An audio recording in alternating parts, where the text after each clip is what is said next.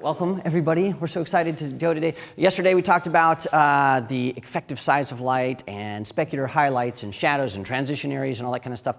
Today, we're going to apply that to speed light photography. So we're going to be working with speed lights today, and we're going to be working with studio strobes, where we're going to be talking about metering for studio strobes. We're going to be talking about balancing ambient light with light from a flash, and how do you balance color temperatures, and all that kind of stuff. So it's very practical today. It's sort of a workshop of practicality, applying all the principles that we learned yesterday. And so today we are going to begin with light modifiers. And John and I have sort of put out a bunch of different light modifiers here. And I want to go through, first and foremost, what all these different light modifiers are and why would you choose one over the other. Why would you use an umbrella versus a softbox and a white umbrella versus a silver umbrella, and all those types of things that people ask all the time. So we're going to dive into that. And then after we do that, we will actually going to bring Alexis back out, and we're going to do some basic portrait lighting styles. So closed loop, open loop, butterfly lighting, Rembrandt lighting, things like that. And so if you've heard those terms, you'll learn that it's pretty darn easy to do that stuff. And so we're going to do that. Today we are going to begin with constant light, because I don't want to confuse you with flashes yet, because it adds a whole new dimension. So all the stuff that we're going to be doing today, we're going to be using constant light. And to do that, I actually have two different light sources. We have this guy right here that we used yesterday, this light that just turns on. And then also we have, oh, it's over there. John, maybe you can bring out that Profoto head really fast, and I'll show you sort of what that is. In fact, while you're doing that, I want to give a sneak peek to what we're going to be doing today. Oh, are you stuck there? Yeah, I don't want to knock you down. Oh, you won't knock me down. Don't knock me down. Maybe we can show this little picture right here. This is something I shot earlier this morning. This is our producer. This is Ryan. So he stood in as the model this morning, and we are going to be doing shots like this with our speed lights. It's going to be really fun. So we did that really quick, and I was like, hey, can we use it? And he's like, sure. Okay, so today, just to clarify, we're using, to show you this stuff, I'm actually using this head here, and it is a Profoto light. And Profoto is a brand. It's not a style of light. It's just a brand. And the reason we're using this light is it's really bright, and it allows us to use all the modifiers that we're going to be using later. And so these are different softboxes and umbrellas and reflectors and stuff. And I shoot with Profoto gear mainly because they are known as a light shaping company. And so in my experience, they have more light shapers, and that's what they're called, than any other brand that I know of. And so they really allow you to shape light in ways that are very, very specific. And so that's why I use these things. And so we're going to start with that. First, let's start by talking about softboxes and how they work. And we'll talk about a couple of different kinds of softboxes. Now remember, we have, when we're working with light, we're working with the direction of light.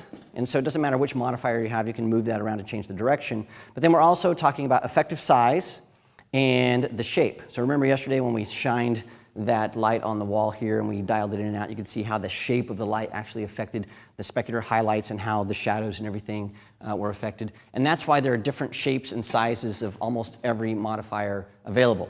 So we're going to talk about which ones do what. So this guy right here, this is a Chimera softbox.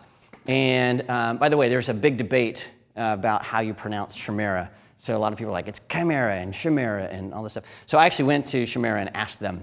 And I said, how do you pronounce this? And they said, it's Chimera. Like, actually, I think even on their website, they say we know it's pronounced Chimera, but we like Chimera because it's shimmery and think of light. So, and that's the thing. So I said, oh, okay, it's Chimera. And then I went, and I was like at Photo Plus or something, and I went to their booth, and I was like, oh, it's so great. And they're like, it's Chimera. I'm like, wait, what is it? So, yeah, I got two different results. But I call them Chimera softboxes, or tomato, tomato, whatever. Also, yesterday, John and I were talking about catch lights. Yes, we had a discussion on it, where Mark said he liked round catch lights. Yeah, and I said I like square catch lights, because I think of catch lights as windows and doorways and a big open sky. The sun is round, but how often do you see the sun reflected in someone's eye? They're usually squinting if the sun's there. So I don't think round is that natural, but yeah, so that's a valid point. So good. Yeah, so there's a reason for square catch lights. This softbox, by the way, so it's a Chimera softbox, and the difference between this softbox and this softbox, so they're very similar in size. So you can see they're very similar in size. The difference is this softbox here is made to work with a hot light. And so this light gets very, very hot, oven hot, so hundreds of degrees. And you can't use a normal softbox on there because it would melt or catch on fire, burn your studio down. That's not good. And so this is made for high heat. And actually, you can't even close the back on this when you're using it with this because it won't stand that kind of heat. So this is a high heat softbox.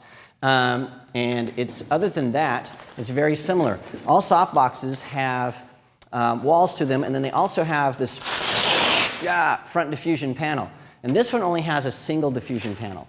And most softboxes actually have more than one diffusion panel. And so we're going to go in and look at that. The other thing that you'll notice on this, and even on this guy right here, is the Velcro that holds these panels on. So if I open this up, you'll see that there's a diffusion panel inside, and then there's a diffusion panel on the outside. These can be removed. So if you want something that's a little softer, you can put in both panels. If you want to make that a little bit harder, you can take this panel out, and that will give you a little less diffused light. And then the other thing you'll notice is this Velcro that holds this on. See how wide that is? It's a very, very wide panel. And so what you can do with many, many softboxes is once you get this on there, there's enough room in there to actually Velcro in a grid. I think we have a 4x6 out in the hallway. I don't know. We There's can at least one show of these out in the hallway with the grid, on it. Yeah, let's run and get that. I didn't realize it wasn't here. But yeah, you can put actually grids on your softboxes. And what a grid will do, there's a grid over here that we have on this beauty dish. It's so noisy, isn't it? But if you look at this, you can see how that shines through. This is a 20-degree grid. And what that will do is allow light to come out, and only the angle is only 20 degrees as it emits from the light source. And so what that allows you to do, and here we have a softbox with a grid, and I think this is a 20-degree grid. Same exact softbox. This is the same exact softbox, but this has the grid that's Velcroed in. And so what this will do is this will restrict the light. And so you have very nice, soft, diffused light, but it's directional. And this is going to have very nice, soft, diffused light, but much less directional. So with a softbox like this, you have a lot of options. You can have both diffusion panels in to have very diffused light, and that's going to help you with the specular highlights to soften those out. You can take a panel out to get a little bit harder light. Then you can put in a grid so you have soft and directional light. So we're going to start shining these on the background so you can see that. But that's how softboxes work. And these softboxes are common not only for the small ones, but let's get this 4x6 out here. Let's say you're working with a full-length shot and you want nice, soft light. Here we go. Here's another softbox. This is actually my go-to softbox. Yep. And maybe you can hold this right here next to me, just so I don't have to hide behind this giant softbox. This guy right here is a softbox that I use probably in 80% of all of my photos, is this guy right here. And the reason for this is you can use it as a traditional softbox, but you can also make this horizontal, and then based on the position of this, you can do multiple things. So we'll be working with this a bit later when we bring Lex out to show you some different lighting styles. But this guy right here, it is so versatile for full-length shot, for beauty shots. We can take that out. We're really going to show you how this softbox is amazing because the way that you can position it, either forward or back, and you can wrap light around or you can feather the light. And so I actually have, I think, 2 or 3 of those that I use just over and over and over. And mine at my home studio are just, they're not worn out, but they're very dirty because we use them all the time. And so in the old days, we put an 81A filter on our cameras. Now we just let our softboxes weather. Just let them weather. Yeah, it works. Yes? Is the standard like flash, can you use a flash in something that ginormous? No, you can't. So, and that's a great point. In fact, John, let's take this guy and make it go away. So we're going to let that live. Can you put that behind so we're done with that? But yeah, so a speed light, like this guy right here, most speed light modifiers are going to be much smaller.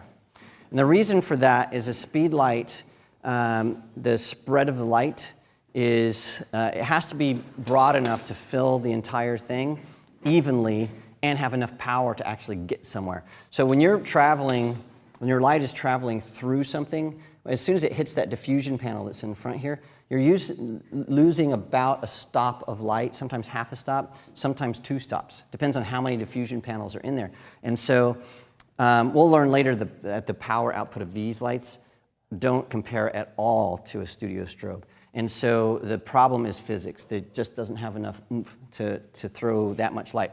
Now, having said that, I have used a speed light in softboxes that are 2x3 and sometimes even a little bit larger, and you get nice soft light. So you can use it in something that's bigger than this, and then you can use it on umbrellas that are probably 2 feet, something like that, and you're not going to have an issue. But to pump something like that through a 4x6 softbox, it's going to be very difficult. What you can do, and my friend Kevin Kubota does this all the time, he has these brackets, and you can buy these at Adorama or whatever camera store you go to. But you can mount several flashes on a single bracket and throw that into a much larger light source, and then you can get light that pumps through. And so you're quadrupling your light, and so that works. The difference, though, is this flash right here, I believe, is around $600. So if you got 4 of those, you're at $2,400. Or you can get a studio strobe like the Profoto Acute B1, which is equivalent to 10 of these flashes, and it's $2,200, something like that. And so financially, for me, it doesn't make sense to put all those flashes in now that there are options like the B1 available, because it just doesn't make financial sense to me. Okay. And Profoto isn't paying me to tell you guys all this great stuff about that. I just love their gear. So please don't write in and say, how much do they pay? They're not. They don't give me money to talk about their stuff. Or neither is Canon or Pocket Wizard or anybody else. All right, so we have those 2 things. The other thing I want to show you is the difference on this studio strobe compared to, do we have a D1? Where did that D1 go? Just pull out any of those. The other difference between a speed light and a studio strobe like this, most studio strobes, the light actually comes out. And so this guy right here has a globe on it. And so when you put it in a softbox, that light isn't just going to go forward. It's going to go in 300. It's going to come out all the way. So it's going to fill that softbox corner to corner very, very evenly and consistently, as opposed to this guy. This is also a Profoto head. You see how that doesn't have something that comes out. And so this has a really wide angle of coverage, thank you. Like angle of view, no. Angle of coverage. So the light does come out pretty radically, but you still don't get the same even consistent light as if you had something that actually protruded into the softbox. Yes. Absolutely. But you were telling me there is an attachment for this. Yeah, this guy actually, you can take this diffusion out and you can put a globe like this on the front. The difference is this one actually has a tube inside it. This one, the tube is still inside here, so it's a little bit different. And by the way, this is the new flash I was telling you about, where it's a studio strobe, battery powered, and you can, I know, it's really nice. I know, it's so sweet. So this is equivalent to 10 speed lights, and it's pretty awesome. Okay, so we'll be working with that tomorrow, I believe. And they just came out. They've changed everything. It's really awesome. All right, so what I want to do, we also have some other modifiers, and these are considered hard light reflectors because what they do is instead of diffusing the light, they create really hard specular light. And this guy right here, you can see that the sizes are changing, and the larger the size of the light, the softer that light is. So you can have very directional, hard, a little bit softer than this light. And so the larger these things go, the softer the light is. And you can even go to something that is very large, like this. And this is considered, it's called a beauty dish. I think the technical name for this is soft light reflector, but everybody calls it a beauty dish. And you can see that's even larger. And so what you're getting there is you're getting this very directional, soft light that can wrap around your subject. And it is not quite as large as a softbox. You can see it's about half that size. But this will give you this look that is pretty amazing. So we're going to be shooting with this today and tomorrow. We'll start looking at this. This also has a very broad light. It just sort of goes everywhere because of this white. And so what you can do is you can take this guy, and this is a very common thing, and you can throw a grid on the front of this, and that will give you a very restricted light, so it'll keep it from spilling in places that you don't want it to spill. So you can see with all these different light modifiers, you're able to choose the shape of light that you want, but then you can also choose how directional, how controlled that light is. So you can really dial in exactly where you want the light to fall and how you want it to appear when it falls. And so grids give you a lot of different options. And can you give me that little bag right there? Yeah, just give me the whole bag. Give me the whole bag, thank you. This is something that actually works with this reflector, and it's the same kind of thing. So this is going to give us a very directional light, but if we want to restrict that, we can put these little grids on the front of this, and so again, we can confine how that light is coming out. And these I use for things like highlights on the cheeks, and so if you have this with no grid on it, it's shining into the camera, you can put a grid on it, and all of a sudden, you basically block the light from hitting your lens, but it still hits the subject where you want it. Or you can put a little pool of light in maybe a corner of a room or on a chair or on a lamp. You can really dial in where the light goes. And these grids come in different degrees. So you've got 5 degrees, 10 degrees, 20 degrees, and so you can choose how that light is being shaped, which is really cool. And then last but not least, we have here ye old umbrella.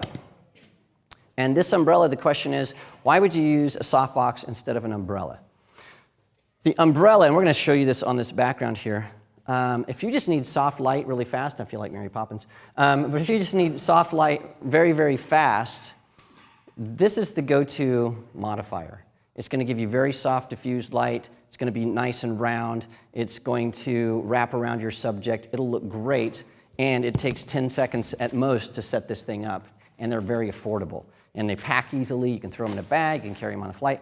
And so umbrellas are something that every photographer should have, no matter if you're shooting with speed lights or studio strobes. They work great. Yes? What is the benefit or drawback of going from a shoot-through umbrella or one that bounces like that? There are a few benefits. So first and foremost, I'm going to start setting up. Let's get this guy here, and let's start showing stuff on the actual wall. So a shoot-through umbrella, what's going to happen is, and a shoot-through umbrella is an umbrella like this, but there is the cover, the black cover, can come off, and so it's a translucent material. And so I think the best way to show this is to show you on this back wall here. So, so John, maybe on the side over here, I think there is a shoot-through umbrella, and we can do that after you get that set up. But the shoot-through umbrella, when you're shooting through it, what you'll get, instead of a reflected light, you'll get a very directional, soft light. And so I like to call it a poor man's softbox. Because, and I've done this in studio lighting classes where I'll set up a shoot-through umbrella and a softbox, and we'll shoot 2 different setups and see if students can tell the difference. And a lot of times you can't tell the difference. An umbrella, you're losing a little light because it has to reflect, has to bounce. And so you might be losing a little bit of punch. Perfect. And it's set to max, is that right?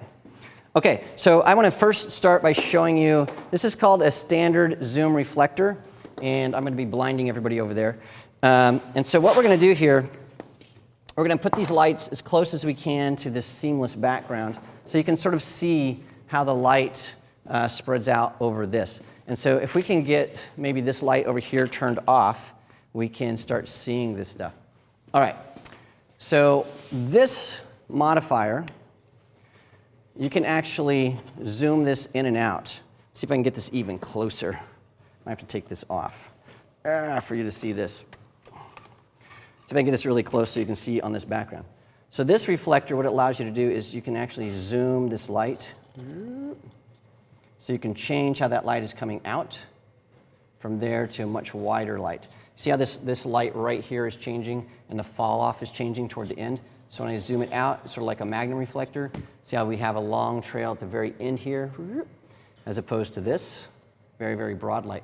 And so with that reflector, what you're allowed to do, or what you're able to do, is you can change the effective size of the light from a much larger light to a much smaller light. The other thing that happens with this reflector is when you zoom it in, sort of like a mag light, it doubles the amount of light that reaches the subject. So you actually get 1 stop more light, because it catches all that light and says, it's right there. It's very, very strong. And so it's really cool. And then we have some, yes, let me show a couple grids here. Can we have a 5 and a 10? Yeah, you have the 10 in your hand.